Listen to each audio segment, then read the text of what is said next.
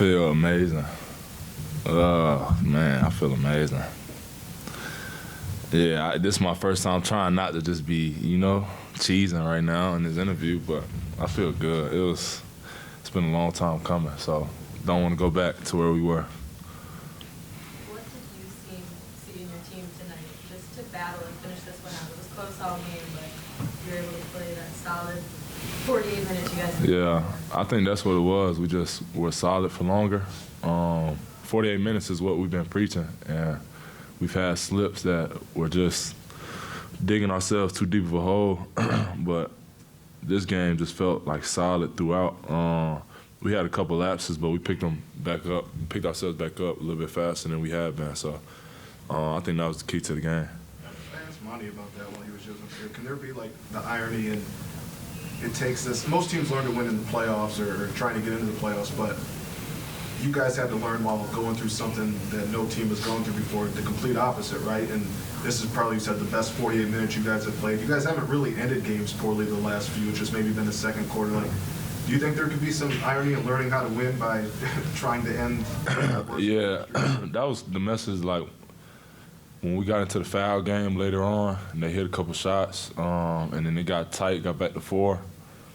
Like, even then, we hadn't been in a situation like that in a long time where we're up and we're trying to hold on to a lead and in the game. So I think moments like that are important to know how to win games, you know what I'm saying? So, man, I mean, we just kept battling. It's been a long, long stretch, all these losses, man. But I'm just happy to be a part of a group of guys that don't quit and bring it every day and still, stay positive and uplift each other.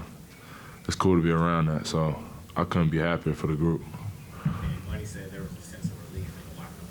Just what was that like for you from your perspective? I mean, it's been weighing on us heavy everywhere we go for 2 months, which is unreal, you know what I'm saying, for it to have been that long. So, I mean, it was, like I said, it was a long time coming, something that we have been pushing for so long. And so to finally get over that hump, like I said, I mean, we're not trying to go back. Now it really begins where we see who we're going to be. And if we're going to continue to play with that same fire that we've been playing with, and if we're going to continue to stay together and try to put full 48-minute games together. You said after the Boston game that winning just one game would be soft. How do you bottle this up and take it on this West Coast trip with y'all? We got to keep the same fire. I mean, at the end of the day, that's our 3rd win. So we're not anywhere close to where we feel like we should be. We dug ourselves a deep hole, but we just, day by day try to get ourselves out of it. And this was a good start today against a good Toronto team that smacked us last time we played them in Toronto. So it was a good win for us to bounce back and get this one. And now we take it to Houston and try to keep it going. Big double-double for Jae tonight. Did tonight just show us the team missed 10 times that ability to control the doors? Yeah, he was huge for us. It felt like he had his double-double early. Yeah, I mean, his presence is huge for us. He does so many things. So he's going to continue to do that for us. And, we'd love to have him. It's so easy to play with him. So it's fun, man. It was a great win. Yeah, what was the energy today? Was energy today different coming off of that Boston game where you mentioned after that you got to go into a game that you can't win, and obviously they're like the best team in the league. Do you think that set maybe a new tone today to build off of that? Yeah, I think the energy was up. Like, we wanted both wins, but the first group, our starting unit, we started slow tonight. So I think that was a little bit different. We started really well in Boston, and tonight we started slow, and our bench came in. They really picked us up, which was huge for us. And then from there, we kind of maintained it. But our bench really brought the energy for us, and then second half, we were just solid. Since you've been in the league, Burks has done nothing but make shots, and he's gone through this last month and a half just not looking anything like himself. As a young guy, like, what have you said to him, if at all, if anything at all, to try to just make sure you guys show that you still believe him?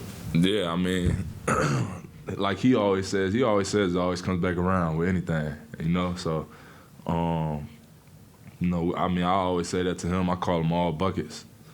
Because, I mean, like you said, since I've been in the league, when he was with New York, I didn't like playing against him.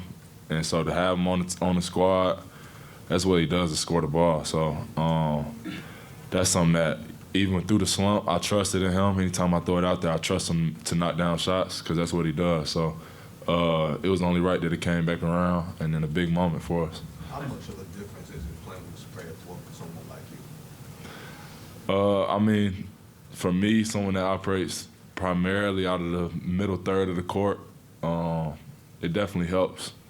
It helps me and JD's pick and roll a lot. I think, you know, having a longer rotation for guys that want to come in and help on us. So, you know, there's pros and cons to that. I think on the other side of the floor, on defense, it makes everybody have to lock in on defending and rebounding the ball. But, you know, spread court helps everybody in the NBA. Thanks, Cade. Appreciate it. We'll open up the locker room.